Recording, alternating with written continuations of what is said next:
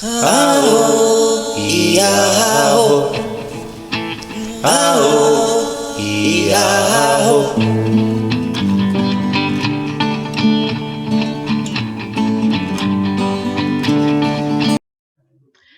But what do we find today, even among our people? So we should understand that our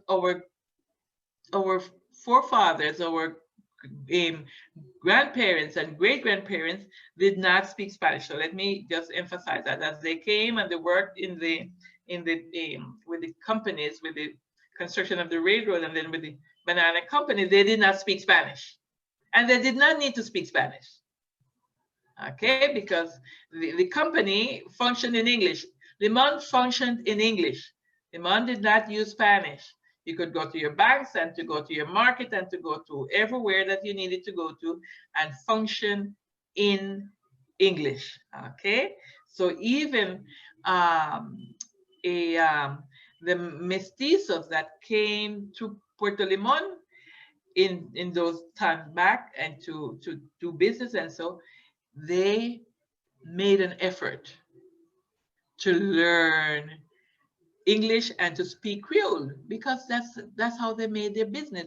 Those were their clients. So any Limonense from those time, you talk to them, they understand Creole. Okay, they speak Creole, and um, and they understand Creole. I said now. But what's happening today? Today we have mainly three languages. That's the new Limon, the Limon today, language of Afro Costa Rican Limon today. Okay, there is Spanish, okay, which is the official language, okay, the official state language, and it's the language of everything. It's the language of school. It's the language of the newspaper. It's in of everything of the government offices. Everything is in Spanish. Okay, so to function in Limon today, you need Spanish. To function in Limon when our grandparents lived there, you needed to speak English or use Creole. So the things just change over time.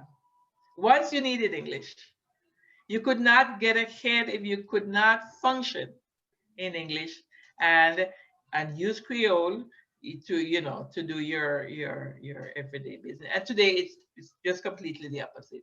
You need Spanish to function. If you cannot speak Spanish, you, you won't be able to get ahead.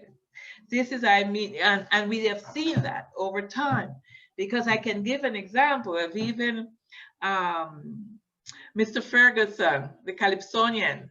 Mr. Ferguson will be 102 this year. Okay, God spares his life. Mr. Ferguson has learned Spanish over time. That is to show the shift. Okay, that today we need to function in Spanish, and over time, okay, our parents that once could not speak Spanish have gradually acquired Spanish. Then today, so we mentioned Spanish as one of the languages in the province. The other language is Standard Limonese English, okay, which is used mainly for religious services. Okay, it's the language used with tourists and and certain radio programs. There are not too many radio programs where you hear English, but there are maybe two or so, maybe two radio programs, and that's about it. Okay, where we get what you okay to use English in the province of Limon. And then there is Limonese Creole, okay, that we, as we said before, it's the historically descendant of Jamaican Creole, and it's used at home mainly. That's the domain that has been left for it. Okay, you cannot go out and use it at the banks.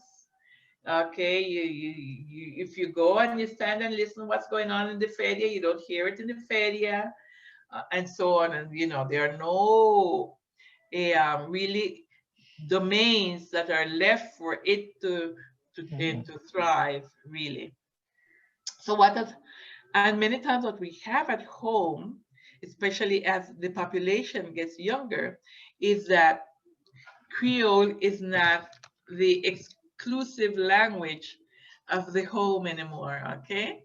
It's not like maybe when we were growing up, our parents couldn't speak, they spoke what was much more available to them, and what they could master best. Now the younger people, as they get younger, so many years of schooling in Spanish language, they have become much more fluent in Spanish. So they speak the homes become bilingual, and many times they become monolingual Spanish. But we don't have monolingual Creole homes. We don't find that. Okay? Especially if I'm talking about Afro-Limonense that descended from those that came from Jamaica. Because when you go to Puerto Limon, you will find Afro descendants, but not all of them come from that same branch of but you find Afro-Colombianos. There are many Afro-Colombianos, but then that's another history, because if they come from, they speak on Spanish, okay? And that's a telltale, okay? I've done it several times, okay? I go and I see somebody and I start speaking and they don't answer me. I said, no, that one is not Limonense.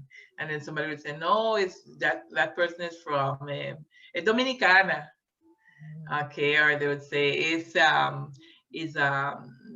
no, yo soy de some part of Colombia. And also what we find, what my work has revealed over time, is that the Afro-Nicaraguans have the Creole much closer, okay? And they are much more dominant in Creole than us. And that everything has an explanation, okay? Why is it?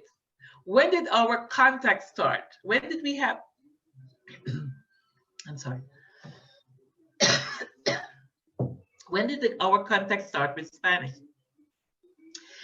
Our contact with Spanish started in the moment that the banana companies, United Fruit Company, abandoned Limon and moved away from Limon.